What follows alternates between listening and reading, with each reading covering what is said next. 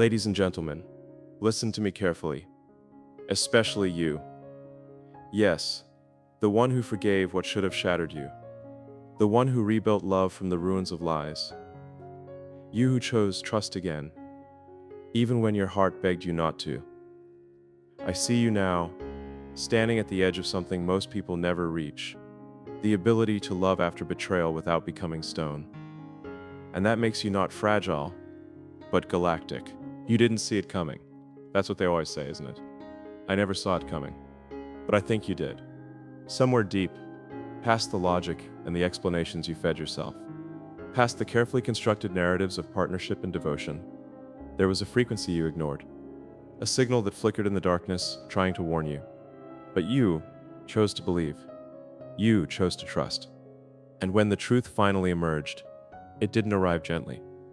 It exploded. It shattered the architecture you'd built your entire emotional world upon. Betrayal is not just a broken promise. It's the obliteration of the framework. It's discovering that the foundation you stood on was never concrete, it was glass. And now you're standing in the shards, bleeding from places you didn't know could bleed. The wound isn't just in your heart, it's in your understanding of reality itself. Because if this person you trusted, who you gave access to the most vulnerable corners of your soul, if they could lie, then what else is a lie? What else have you been wrong about? Society will tell you to move on, to forgive and forget, to release the anger because holding on to it only hurts you. But they don't tell you what to do with the wreckage.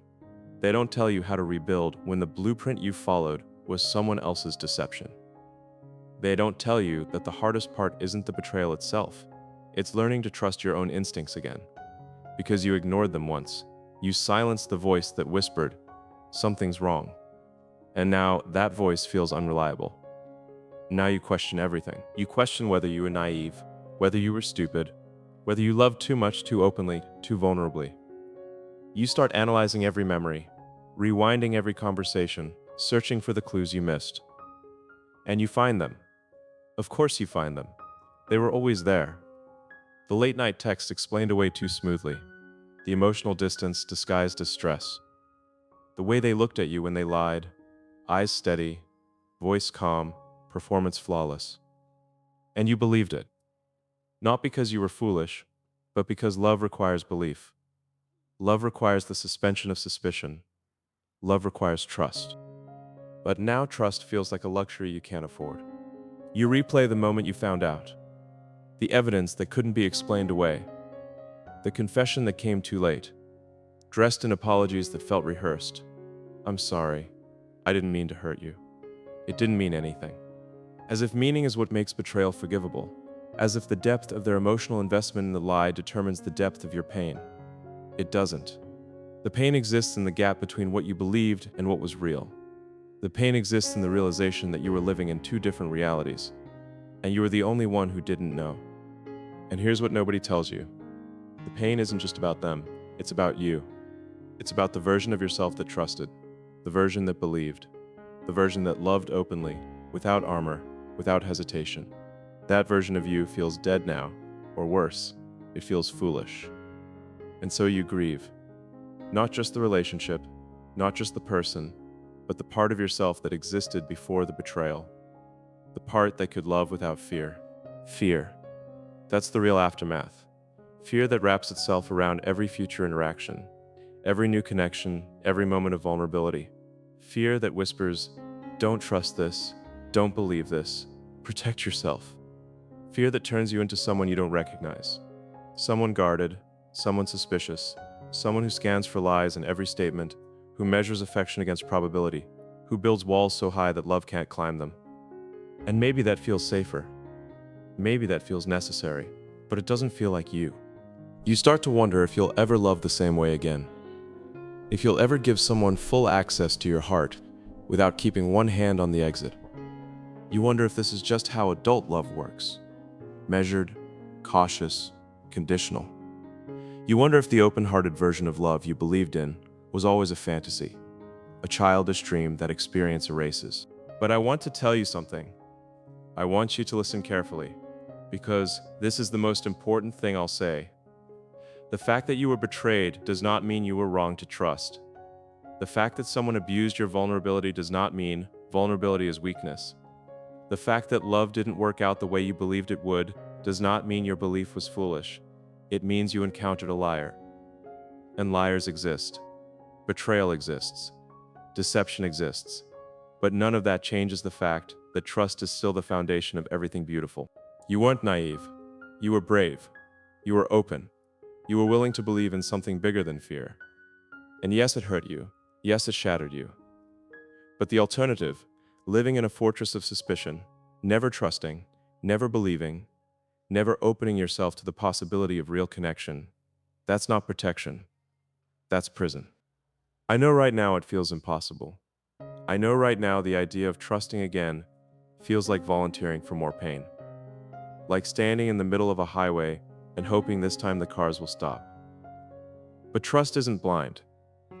Real trust isn't about ignoring red flags or silencing your instincts. Real trust is about listening to both your heart and your logic, and choosing to move forward even when the outcome is uncertain. Real trust is about rebuilding your ability to discern, not your ability to close off. You see, the mistake wasn't that you trusted. The mistake was that you ignored the signals that told you not to trust this particular person. And that's different. That's not a failure of trust. That's a failure of discernment.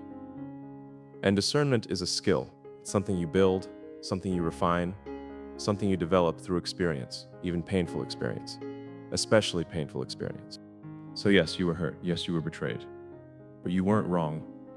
And the part of you that loved openly, that believed, that trusted, that part isn't dead. It's just wounded. And wounds heal. Slowly, painfully, imperfectly, but they heal. And what you become on the other side of this isn't a closed version of yourself. It's a wiser version. A version that knows how to listen to instinct without living in paranoia. A version that can love deeply while still protecting what's sacred. Because here's the truth. You deserve to love and be loved without fear. You deserve to trust without being punished for it. You deserve to build something real with someone who won't take a wrecking ball to it the moment you turn your back. And that future is still possible. Not because betrayal doesn't exist, but because you exist. And you're stronger than the lie that broke you. Let me tell you something about systems. I spend my life building them. Rockets, electric cars, neural interfaces, tunnels under cities, all systems. And every system has a point of failure, a weak link, a place where, if stress is applied, the whole thing collapses. In engineering, we call this a failure mode. And when a system fails, we don't abandon the concept of systems. We analyze, we learn, we rebuild better, stronger, more resilient. Your relationship was a system. Two people, each bringing their own architecture of belief, behavior, expectation, and need. And somewhere in that system, there was a failure mode. Maybe it was a lack of communication. Maybe it was unmet needs that festered into resentment. Maybe it was a fundamental incompatibility that neither of you wanted to acknowledge. Or maybe, and this is harder to accept, maybe it was simply a flaw in their character, a willingness to lie, a capacity for deception, a moral flexibility that you didn't possess and couldn't predict. But here's what I need you to understand. The failure of that system does not mean all systems fail.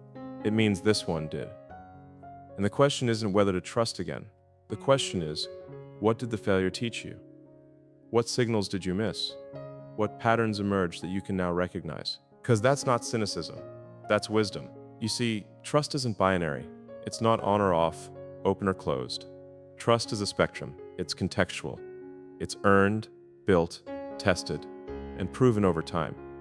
And the version of trust you practiced before, the version that said, I will believe everything you say until you give me a reason not to, that was beautiful.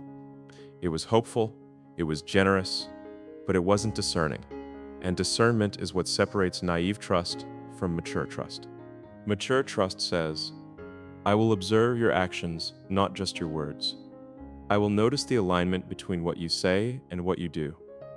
I will pay attention to consistency over time.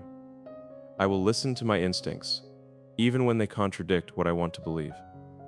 I will ask questions, I will require transparency. I will honor my own boundaries. And if you violate my trust, I will not gaslight myself into believing it didn't happen. That's not cynicism. That's self-respect. And here's the realization that changes everything. The betrayal wasn't about you. It was about them, their choices, their character, their willingness to prioritize their own desires over your well-being. You could have been the most perfect partner in the world, more understanding, more forgiving, more available, and it wouldn't have mattered, because the problem wasn't in you. The problem was in them, and no amount of self-blame will change that. I know you've been replaying every argument, every moment of tension, every time you expressed a need or set a boundary, wondering if that's what pushed them away, wondering if you were too much or not enough, wondering if you'd been different, softer, quieter, more accommodating, whether they would have stayed loyal. But that's a false equation.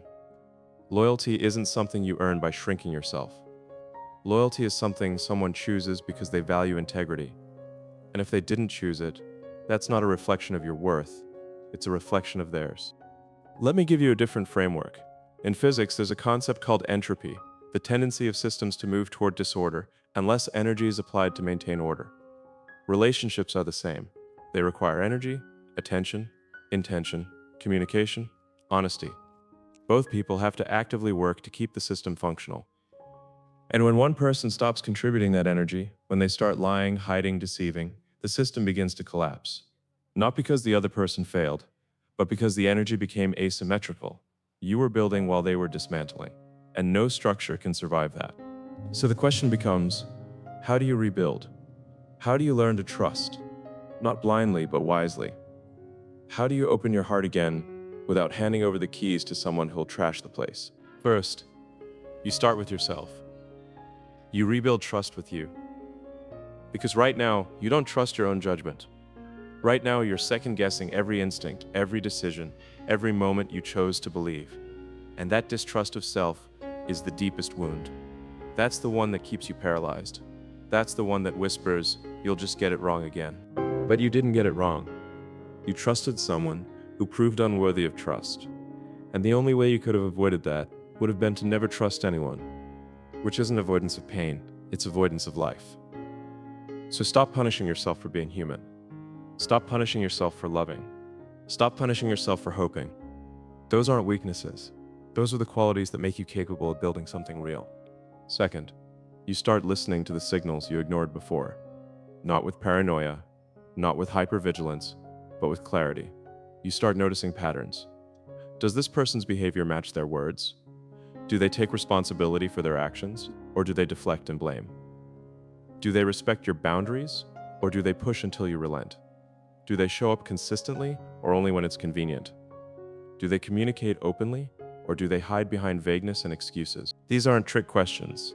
These are data points. And over time, data reveals truth.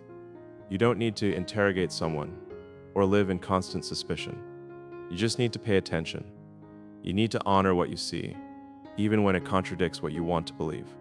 Because hope is beautiful, but denial is dangerous. Third, you start building relationships slowly. You don't hand someone full access to your heart on day one. You let them earn it. You let time reveal who they are. You let their actions prove their words. And if at any point the data doesn't align, you honor that. You don't override your instincts with optimism. You don't silence the voice that says, something's off. You listen. You investigate. You ask questions. And if necessary, you walk away. Here's the hardest truth. Not every person who wants access to you deserves it. Not every person who says they love you is capable of loving you well. Not every connection is meant to last. And that's okay. That's not failure. That's discernment. That's wisdom. That's you finally learning to protect what's sacred. And what's sacred is this: your capacity to love, your openness, your vulnerability, your willingness to believe in something beautiful. Those qualities are rare, they're precious, and you don't owe them to anyone who won't honor them. You don't owe them to anyone who will weaponize them. You don't owe them to anyone who sees your openness as an opportunity for exploitation. You owe them to yourself. You owe them to the future version of you who will look back on this moment and feel proud that you didn't close off, that you didn't let betrayal turn you bitter, that you didn't let one liar convince you that everyone lies, because they don't. Liars exist, yes, but so do honest people, loyal people, people who would never dream of breaking your trust because they understand its value. And those people, those rare, beautiful people who see your vulnerability as something to protect, not exploit, they exist. I promise you they exist. But you won't find them if you're locked behind walls so high that love can't reach you. You won't find them if you're so afraid of being hurt again that you sabotage every connection before it has a chance to grow. You won't find them if you've decided that trust is the problem, when trust was never the problem. The problem was trusting someone unworthy.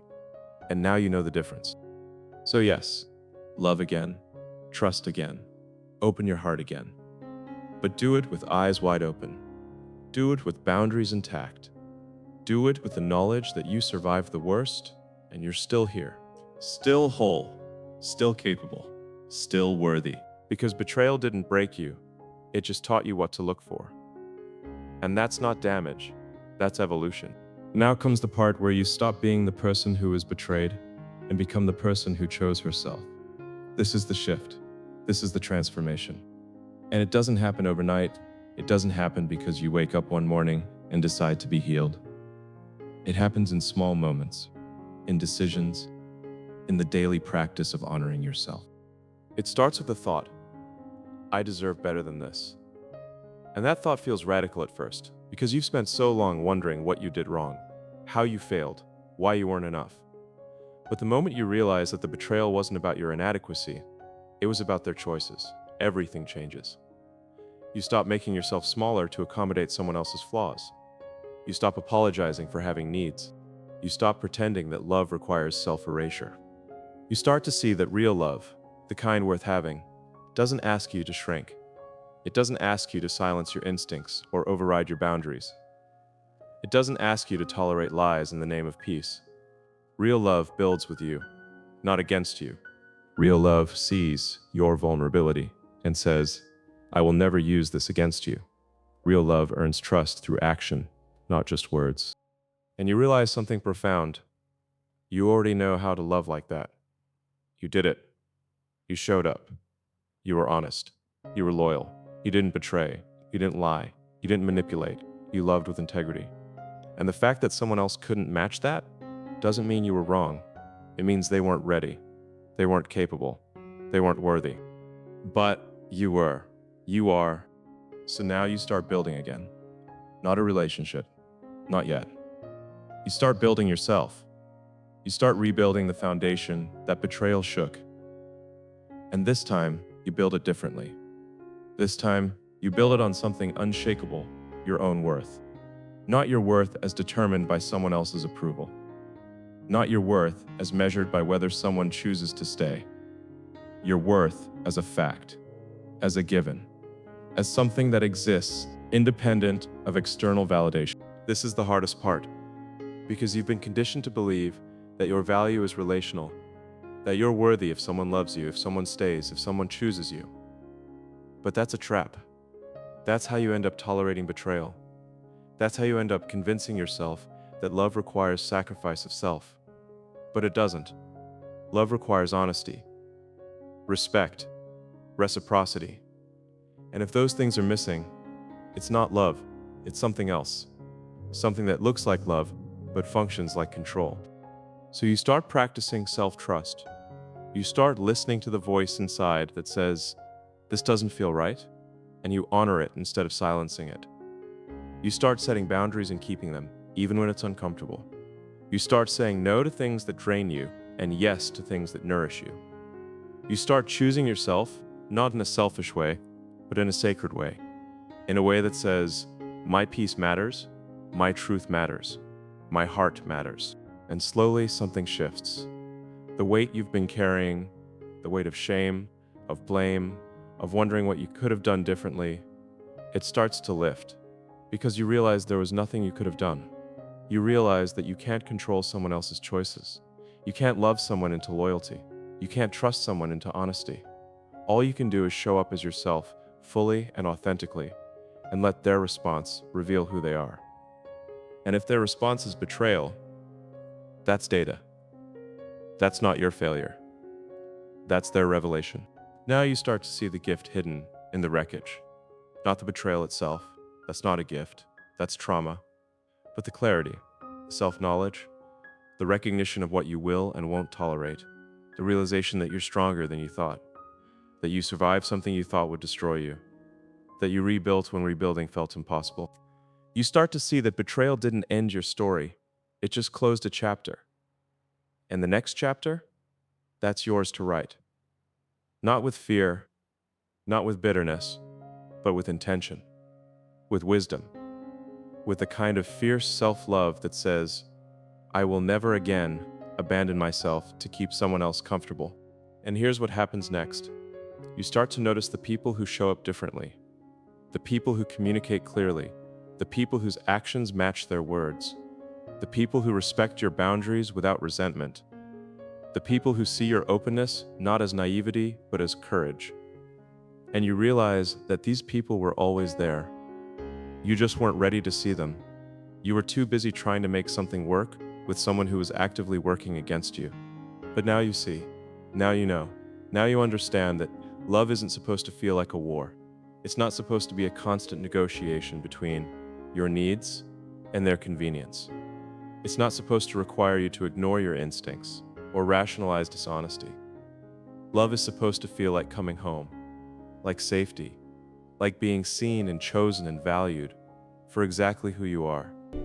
And when you meet someone who offers that, someone who proves through consistent action that they honor your trust, you won't question it. You won't sabotage it. You won't wait for the betrayal you've convinced yourself is inevitable. Because you'll have learned the difference between fear and intuition. You'll have learned that not everyone who gets close will hurt you. You'll have learned that the right person won't make you feel crazy for trusting them. But until that person arrives, you stay whole, you stay open, you stay soft, in a world that begs you to harden. And that is the transformation. Becoming someone who doesn't trust, becoming someone who trusts wisely, someone who knows her worth, someone who refuses to betray herself to avoid being betrayed by someone else. Because the greatest betrayal would be this: spending the rest of your life closed off, guarded, afraid, and calling it safety. That's not safety. That's survival. And you weren't built to just survive. You were built to create, to love, to build, to trust, to believe in something beautiful, even after you've seen the ugly. So choose yourself. Choose to heal. Choose to rebuild. Choose to trust again. Not recklessly, but courageously. Choose to believe that the right love won't require you to silence your instincts or erase your boundaries. Choose to believe that you deserve someone who sees your vulnerability as sacred, not exploitable. And most of all, choose to remember this. The fact that you were betrayed does not make you broken. It makes you human. It makes you someone who loved deeply enough to be hurt deeply. And that capacity, that willingness to love, even when it's risky, that's not your weakness. That's your superpower. Don't lose it. Don't bury it. Don't let one liar convince you that everyone lies. Because they don't. And the person who will prove that to you, they're out there. And they're looking for someone exactly like you. Someone brave enough to trust again. Someone strong enough to love without armor. Someone who understands that real love isn't about perfection. It's about honoring what's sacred. And if you are sacred, remember that. Let me take you somewhere else for a moment. Let me take you to Mars. Not literally, though I'm working on that, but conceptually. Because Mars represents something important. It represents the future. It represents possibility. It represents the idea that even in the most hostile, barren, unforgiving environment, life can take root. Humans can build. Systems can thrive. And that's you. Right now, you're standing on Mars, emotionally, psychologically. You're standing in a landscape that feels hostile, that feels barren, that feels unforgiving. Betrayal has stripped away the atmosphere. The environment that once felt safe now feels impossible, and every part of you is screaming that survival here is futile, that you should just give up, that you should accept that this is how it is now, cold, empty, alone. But here's what I know about Mars. Here's what I know about hostile environments. Here's what I know about systems that seem broken beyond repair. They're not. They're just waiting for the right energy, the right intention, the right belief. And that energy is you. That intention is your choice. That belief is your refusal to let betrayal define your future. You see, the greatest accomplishments in history have come from people who looked at impossible situations and said, not yet. Not this can't be done. But this hasn't been done yet. And that distinction, that tiny shift in language, in perspective, in belief, that's what separates those who rebuild from those who stay broken. You're a builder. You've always been. You built a relationship. You built trust. You built a vision of the future. And yes, someone took a wrecking ball to it. Yes, the structure collapsed. But the blueprints are still in you. The capacity to build is still in you. The materials, hope, love, trust, vulnerability, they're still in you. They're just waiting for you to decide that you're ready to use them again. Now, I'm not saying build the same thing. I'm not saying reconstruct the exact relationship that failed. I'm saying build something better. Build something wiser. Build something that reflects who you are now, not who you were before the betrayal. Because you're not the same person. You've evolved. You've learned. You've survived. And the structure you build next will reflect that. It will have stronger foundations, it will have better materials, it will have clearer blueprints. It will have boundaries that actually protect instead of just existing on paper. It will have transparency built into the design. It will have communication systems that don't fail under pressure. It will have integrity woven into every beam and bolt. Because you know now what happens when those things are missing. You've seen the collapse. And you won't build that way again. But you will build. Because that's who you are. That's what you do. You don't stay in the rubble. You don't camp out in the wreckage. You assess. You learn. You adapt. And you build again. Not because you're naive, not because you've forgotten, but because you understand that the alternative, living in permanent defensiveness, permanent fear, permanent isolation, that's not living. That's just waiting to die. And you have too much life in you for that. Too much love. Too much vision. Too much capacity for beauty. You have too much future to spend it hiding from possibility because someone in your past abused your trust. So here's what I want you to do. I want you to imagine the version of yourself 5 years from now, 10 years from now, the version who rebuilt, the version who loved again, the version who trusted again wisely this time, carefully this time, but fully. I want you to imagine her looking back at this moment, at you, standing in the wreckage, wondering if you'll ever be whole again. What does she want to tell you? She wants to tell you that you made it. She wants to tell you that the pain was temporary. She wants to tell you that the love you thought you'd lost forever, the open-hearted, hopeful, generous love, it came back. Not because you forced it, not because you faked it, but because you healed it. Because you chose to rebuild yourself with the same integrity you'd always shown in relationships. Because you refused to let betrayal turn you into someone bitter, closed, and afraid. She wants to tell you that the right person showed up. Not perfect, not without flaws, but honest, loyal, worthy of the trust you were so afraid to give again. And when that person arrived, you didn't sabotage it. You didn't let fear convince you that betrayal was inevitable. You didn't punish them for someone else's sins. You showed up. You were vulnerable. You trusted. And it worked. Not because you got lucky, but because you'd finally learned the difference between blind trust and wise trust. Between ignoring red flags and building with someone who doesn't wave them.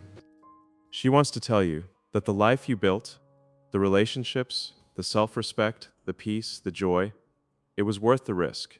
It was worth the fear. It was worth the vulnerability. Because the alternative, living in a fortress, safe but alone, protected but empty, that wasn't worth anything. That was just existing. And you were never meant to just exist. You were meant to create. to love, to build, to trust, to believe. So trust yourself again. That's the key.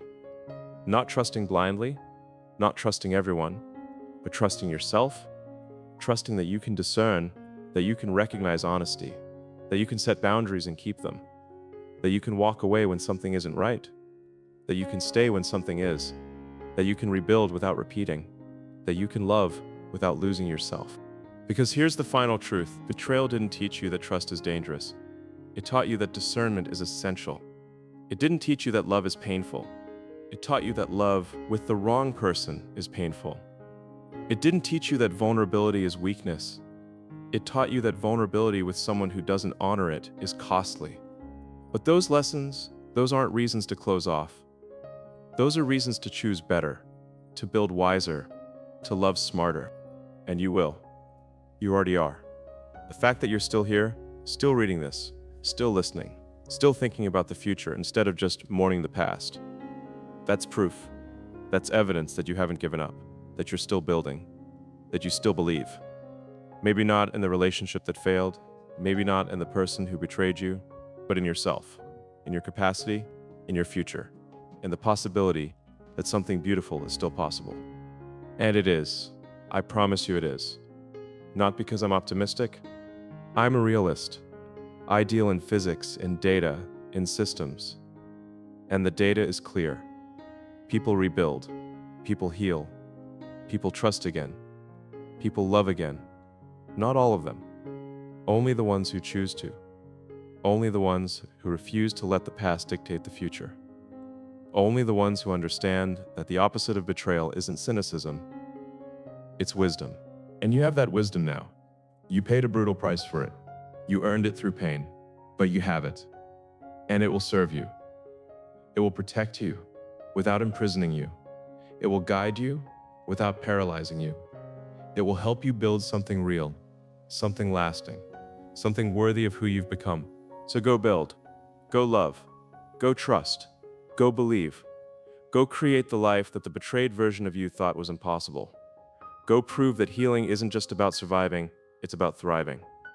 Go show the world what it looks like to be broken and choose wholeness anyway, to be betrayed and choose trust anyway, to be hurt and choose love anyway. Not because you're naive, but because you're brave. Not because you've forgotten, but because you've learned. Not because the past doesn't matter, but because the future matters more. And your future? It's not written yet. It's not determined by what someone else did to you.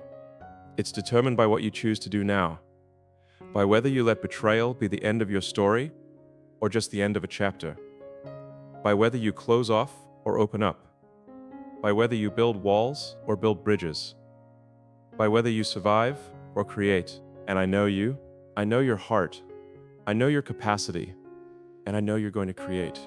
You're going to build something so beautiful that the betrayal will feel like a distant memory. Something so whole that the brokenness will feel like a lie. Something so real that the deception will feel like it happened to someone else. Because it did. It happened to the old you, the one who didn't know what you know now. But you're not her anymore. You're the version who survived, who learned, who evolved, who chose herself, who rebuilt, who trusted again, who loved again, who refused to let one liar convince her that everyone lies. And that version of you, she's unstoppable, because silence never protects love. It only delays the truth.